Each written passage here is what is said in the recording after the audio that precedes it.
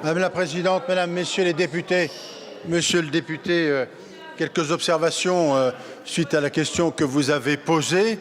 Simplement pour vous dire que les services de l'État ont été parfaitement mobilisés pour procéder à l'évacuation du théâtre de la Gaîté Lyrique. Je voudrais rappeler la procédure, vous la connaissez comme nous. Il faut évidemment, sauf en cas de procédure de flagrance, une procédure judiciaire menée par le propriétaire. L'État, par l'intermédiaire du préfet, a proposé, pendant cette période de flagrance, de faire évacuer le théâtre. La mairie de Paris et la maire de Paris a refusé cela. Il a fallu attendre, nous étions au mois de décembre, il a fallu attendre une procédure engagée au mois de janvier. Le respect d'un délai d'un mois pour évacuer a été respecté, évidemment, jusqu'à la mi-mars.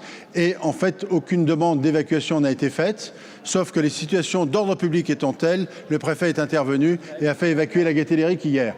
Il l'a fait avec fermeté, il l'a fait avec clarté, en constatant les dégâts évidemment au sein du théâtre lui-même, mais au-delà de ça, les 450 personnes évacuées, seules 6 ont demandé à être relogées, les autres ayant, semble-t-il, disparu. Sur la question de fond, sur la question, je ne fais qu'un constat.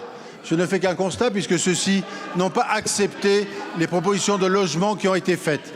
La fermeté, elle existe dans ce cas précis, mais elle existe aussi dans toute la politique migratoire qui est mise en place, et en particulier, vous avez raison de le dire, à l'encontre des réseaux qui font qu'un certain nombre de personnes, d'étrangers en situation irrégulière arrivent sur le territoire.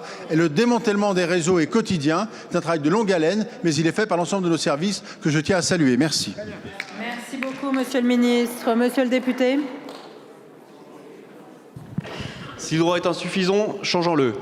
Sur la question des clandestins, la seule ligne de conduite de ce gouvernement, c'est une ligne de fuite. Je vous remercie, Monsieur le Ministre.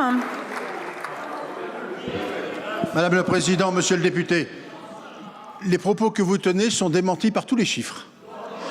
Toutes les statistiques ont démontré qu'au cours de l'année 2024, puisque ce sont le bilan qui a été fait, ont montré que les mesures d'expulsion, de retour dans les pays sources, dans les pays d'origine, ont été en augmentation par rapport aux années précédentes. Donc on peut faire un propos tel que vous le faites, mais il ne correspond pas à la réalité de l'action des services de police et du gouvernement. Merci.